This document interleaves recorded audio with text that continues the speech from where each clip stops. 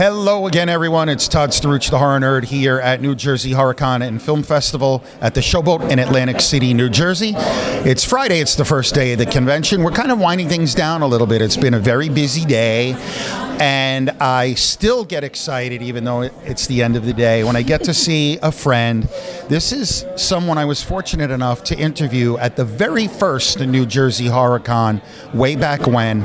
And here we are again from the Crow, Rochelle Davis. Rochelle, how are you? I'm doing great now that you're sitting next to me. You're like one of my favorite people to talk to. Oh, thank you. Oh, I'm verklempt. I did watch our interview after, and I was like, I really like that interview. So, well, we just before the camera rolled, we were discussing it a little bit, and people talk and leave comments about how heartfelt it was when you talked about your relationship with Brandon and what he meant to you, and what the film meant to you. Yeah, I think people picked up on that right away, when they saw there was multiple ones, maybe even opened a couple, and then got to yours, and yours eventually got to be up in the front, because I would just get so much feedback from people I got to see that interview you did. It was, at this and as soon as they start to describe it, I'm like, I know exactly what, because it's very rare that you get that kind of interview with somebody. So I was like, I know who you're yep, I'm glad you watched that one. And I've even said to people hey, you want to watch an interview? This is the one to watch, and they'll check it out. That's very touching to me. That does my heart good to hear that, because at the end of the day, I want to do a good job. I want people to be happy with our interaction. Yeah, well, it's not easy to get a rapport with somebody you just met 5 seconds before, but we got a rapport. We did, but the good news was you are someone who has always been very fan friendly online. So we had been online friends for a while. So it wasn't 100% cold. No, coming but it got to break that barrier face to face. To meet in person. I just was like, she said yes to the interview. I'm like, wow. I'm like, that was cool. Yeah, you know me now. I'm just like, whatever. Let's do it. Why not? Exactly.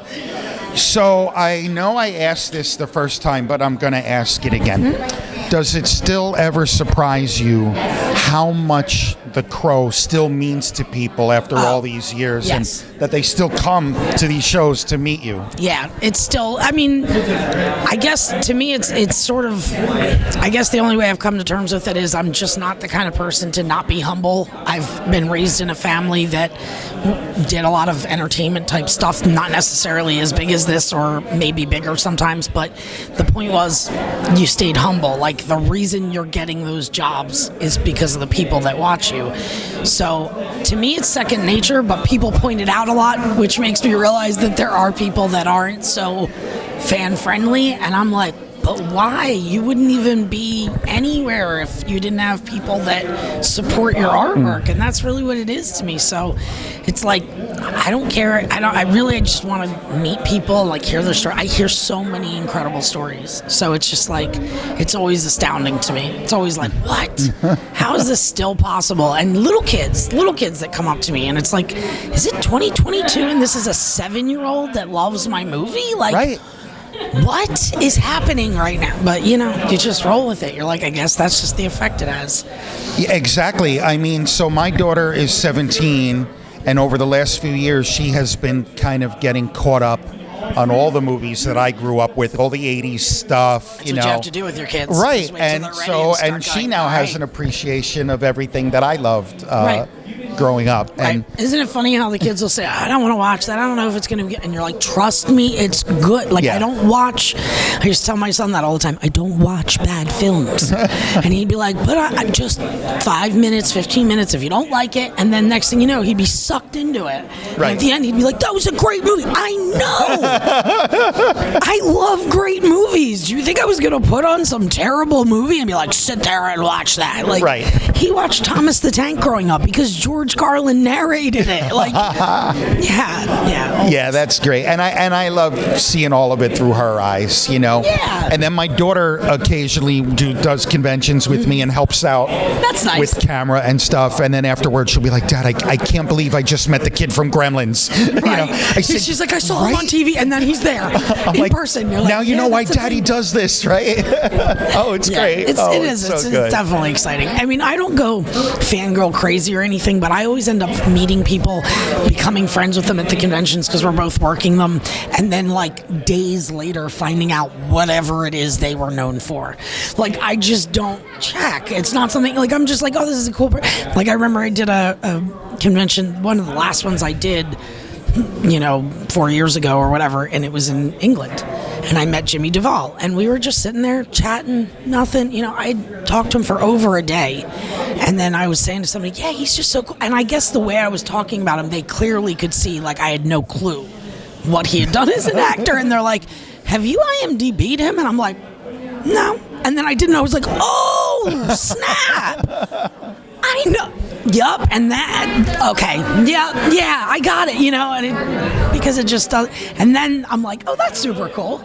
I made friends with them, and I didn't even know that was them, but that's usually how it happens for me. But that's very cool, because at the end of the day, right, we all are just people, right? People. You take the that's why it's not the first thing on my head. The most famous actor or actress in the world is still just a person, just right? A person. Who happens to be a movie star or whatever. I mean, clearly you get up to like the heights of like Mick Jagger. I think there's a comedian, John Mulaney, that does a joke about how when he worked on Saturday Night Live, and like Mick Jagger would just go Diet Coke, and somebody would just put one in his hand, and he was like, "That's I guess what it's like to be Mick Jagger." He's like, regular people don't just go Diet Coke. Like usually it's like, "May I get a Diet Coke, please? If that's okay, please." And he goes to this, but he's not when you're Mick Jagger. It's just Diet Coke.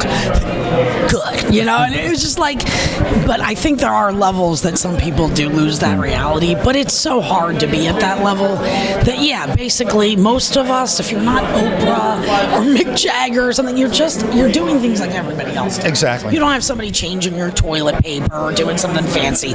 You're just living life, trying to get by, raising kids maybe, who knows, whatever. So. Yeah, exactly. I mean, listen, when I first did I was at a convention in Texas. It was the first time I had done that convention, and someone like recognized me, and I was like, and you're like, wait, what? Like, oh, I like your YouTube videos. I'm like, cool. That happened to an ex of mine. Like, he was in so many of my videos that somebody at a convention was like, saw him walking to get me a drink and was like, aren't you on Rochelle's? And he was like, yeah. And they're like, can we get your autograph? He's like, I'm not anybody. But he signed it just to make them go away. Like, there you go. They were like, we got to get his. I'm like, I don't know why. He's just on there with me. He's just my main squeeze at the time. So, Rochelle, what are you up to these days? What...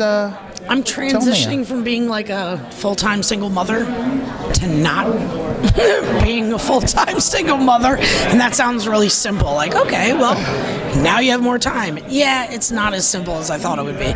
My son graduated in June. Okay. And he is on the spectrum. He's on the autism spectrum, but he's so high functioning that we didn't even know until he was about 16. So he kind of white-knuckled it first through 10th grade-ish. And even then, they weren't really placing things for his autism. So he kind of white-knuckled it through the entire everything and graduated. And I'm really impressed that he did, because I see how much he can struggle with things that most kids would just get. It's obvious. Right. He doesn't. That's not how his brain works. And he can get it. He just doesn't get it in the same way. So it takes more. But so he still lives with me. I have a lot more free time. I've worked a lot on the last year to get my health to be better than it's been, because I am on disability and I'd like to work again. I'm only 42 years old. I'm not, I'm not trying to call it quits and retire from my life. I didn't do enough to do that. Sure. But I have to be in a place mentally and physically that I could hold a job. So I'm kind of looking into doing some voiceover work. If anybody watches this and is like, hey, I want to hit up Rochelle Davis at AOL.com. Let me know. I'm trying to get into some voiceover work because I feel like that's a way to warm up my skills without ramming myself back into the business. Gotcha. Because I'm not ready for that. Okay. So I figure start, and then if I can do those things slowly and get better and better with my health, then I could start doing, I could go, take me off disability, let me just work. Sure. That's my main plan, and me and my son want to move because we've lived in the same place for 18 years because I had a custody agreement with his father, and now can go wherever we want. So we're both kind of like polar bears. So we're like, how north can we go before we hit Canada that it's cheap enough we can live there, you know?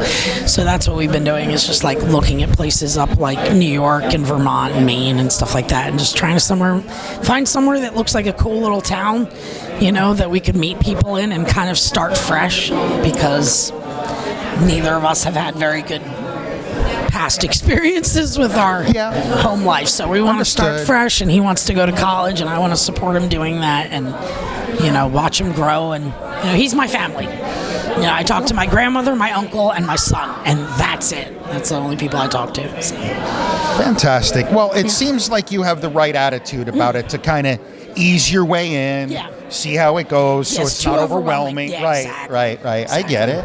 Yeah, I mean, I don't want to fail. You know, I mean, they will give you a 9-month period to just try to be back at work, but I know that you can make a certain amount on the books on disability. So if that's the case, then I want to just do the limit and see how I favor with that.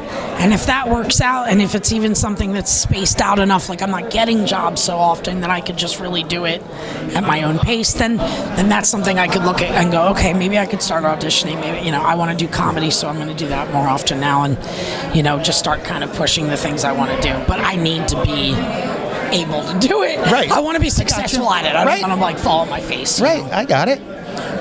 So one last question for you, Rochelle. You know, and both in our first interview and this one, you're always so very open about your life and very People honest that have about nothing it. to hide nothing. And I appreciate that, you know. And it's no, seriously, and I do appreciate it. So, given your experience in the Crow and your experiences in life and in the business in general, if you could give one bit of advice to a young up and coming actor or actress, what bit of advice would you give them? Don't waste any moments, because you blink and 5 years are gone. So if it's something, my grandmother used to always say this one thing that I loved, because we have a lot of actors and people that perform in my family. She says, singers sing, actors act. If it's what you love to do, you do it. Even if it's not making you bundles of money, actors act, singers sing, musicians perform. That's just what creative people do. So I would just say, just do that to your heart's content, because there were many years that I just didn't have the support and the guidance to get just a little psychological help with the trauma that I went through. And had I done that, I could have started back to work maybe a year or two after, maybe even less. But I had no one actually watching that and saying, you know, so it was very quick for me to just, like, my life went by and I had a kid and I was like, I want to devote that. And now I'm 42 and it's not like my life's over, but I sure wish I could go back and get some of the years prior that I was afraid because of things I didn't understand. So just every minute is precious, kind of like the line from the movie that's my favorite, nothing is trivial. There's no second in this time in your lifetime that's trivial, because everything seems to make an imprint somehow, and if you waste it away, you will regret it. It will be something you look back and go, damn, I should have done more. Fantastic. Words of wisdom. And of course, remember, it can't rain all the time. That's right. And that's why I'm still going. You know. Fantastic. Rochelle, thank you so much for a few more minutes of your time. Always a pleasure. Great to see you again. Great to see you again. And I'm glad to see you're doing well. You're back out at conventions, hanging out with the fans and stuff. Trying to do it That's for awesome. the right people, you know? Some conventions aren't worth it, but this place is awesome. I love this place. Fantastic.